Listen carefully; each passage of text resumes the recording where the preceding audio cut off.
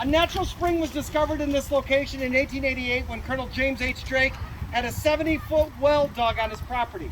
In 1890, Drake attempted to sell the water to the city to be used as its primary water source. The lease would be for 15 years and the city would pay $300 a month for the first 5 years, $400 a month for the next 5, and $600 a month for the final 5. Drake could also pull all the water he wanted at any time and sell to whomever he wished outside of the city. The city government doubted that the spring would be able to produce enough water for its needs, so the city chose to use water from its wells and springs near the airport. In 1934, the first modern swimming pool in Sioux Falls was built at Drake Springs. The pool was made of masonry walls on a bedrock bottom. The dimensions were 180 by 220 feet, and there was a sloping depth of 1 to 8 feet. This actually followed the contour of the natural bedrock. The water came from the natural springs and flowed at a rate of 200,000 gallons a day at a constant 45 degrees in temperature. The water first went into a retention pond, which allowed the water temperature to rise to a more comfortable temperature. The water flow into the pool could be controlled and water exchanged and released. There was also a bathhouse provided for people to change into their suits.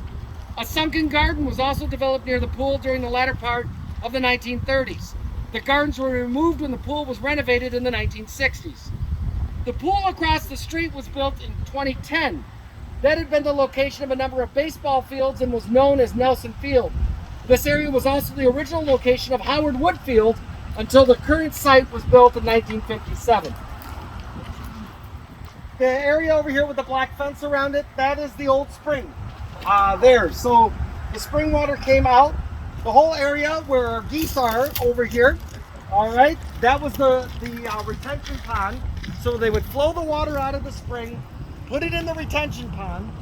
The pool was right here. The big open grassy area was the pool. And so they could move the water in and out of the retention pond into the pool. They could release it. There was the sunken garden was located right over here with it, and it had lily pads and all kinds of fun stuff in the sunken garden. In the 60s, they changed all of that, and it was just basically a regular old pool that sat down here. But then they built the new pool right across the way, and that replaced the old Drake Springs pool. One of the big issues that they had is they did have a child drowned in the pool, and it was because they used the natural bedrock. He was having trouble, but he went underwater and they couldn't see him. The pool wasn't bright enough, it wasn't painted, so they couldn't see him in the water at the time. So that was a big safety issue for the time using the natural bedrock for the area. So the pictures there that I showed has an aerial view over the pool area and also a diagram of everything that they were going to do with the pool as well. So are the springs still active today? Springs are still there. The city has not dug into them. You have to go down. So my understanding, the big one is the one that they used for the pool.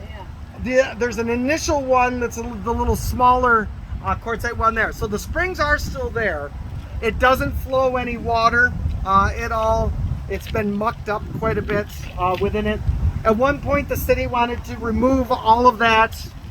I was a big proponent of not removing all of it and said it to a few people at the time. But it's got these steel doors over the top of the spring, and they were worried about kids jumping on it and someone was going to fall into it. So that's why they put the gates up around everything. Aquatic Center plan at one point was going to be here. Yes, they've had a bunch of different plans for it. On those pictures too, basically this whole area where these buildings are, that's where the original Howard Wood Field was down here. So you came off the viaduct and Howard Wood was right there. Howard Wood was a pretty beloved coach for Washington High School, and the fields were named for him. And then that was all moved out by where the arena is. And what year was that? That they moved everything out of 57. They moved everything out of the area. Yep. And there's a legend that Babe Ruth played at Nelson Field, right? Yes. And the home plate used to be near the intersection over there, and something about, you know, he hit a home run to the railroad tracks, which is like 700 feet. So. Yes. Believe it or not. It's a good story, though. It is, yes, it is a good story. They did a bunch of different things. The first South Dakota for the Spanish-American War. This is where the military camp was before they sent them out on the trains here, was in Nelson Field, down here. Where Lewis is, you can see the Lewis sign right up there. That's where the original Children's Home Society building was, which was basically the orphanage here for the area. It was a quartzite building that sat up there, and they are now located out on Sycamore out by Washington High School today. So lots of development. The east side is very interesting. The east side, you were always very proud of being on the east side. The east side was almost like its own little community at one point. Down here by 8th Street and such, there was a building down there. They wanted their own community center, and the big thing was like, well, the Coliseum is just a few blocks over the river.